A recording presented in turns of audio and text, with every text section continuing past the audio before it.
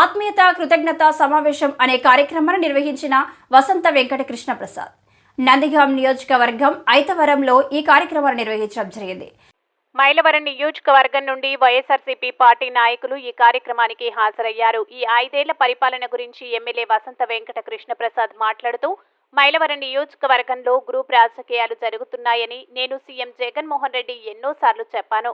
పార్టీలోకి కొందరు పెద్దలకు కూడా ఈ విషయాన్ని చెప్పాను. ఈ విషయాలపై చర్చించడం జరగలేదని, వాట్సాప్ గ్రూప్లో వాళ్ళు పెట్టేసినట్టుగా మీరు కూడా వార్తలు పెట్టించండి అంటూ అనేక మార్లు ఈ విషయాన్ని పక్కన పెట్టేశారు. కార్యక్రమం చివరిలో జోహార్ జోహార్ రాజశేఖర్ రెడ్డి, జోహార్ ఎన్టీఆర్ అనే నినాదంతో కార్యక్రమం ముగించారు.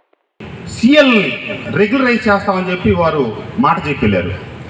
నేను శాసనసభ్యుడిని అయిన తర్వాత తొలిసారి ఇచ్చిన ముఖ్యమంత్రి గారి లెటర్లో అది కూడా ఒక లేఖ, అన్న మనం మాట ఇచ్చాము వీటీపీఎస్ కార్మికుల్ని రెగ్యులరైజ్ చేయాలి అని. ఆ రోజు ఆ లేఖ తీసుకున్న తర్వాత అవును మనం మాట ఇచ్చాం, మన హామీ ఇచ్చాం, వాళ్ళని రెగ్యులరైజ్ చేద్దామని చెప్పారు. దానికి త్వరలో విధి విధానాలు నిర్ణయిస్తాం, కమిటీ వేస్తాం, కమిటీ నిర్ణయం మేరకు వాళ్ళని రెగ్యులరైజ్ చేద్దామని చెప్పారు. 1 సంవత్సరం గడిచిన తర్వాత నేను మళ్ళా ఇచ్చాను. ఇస్తే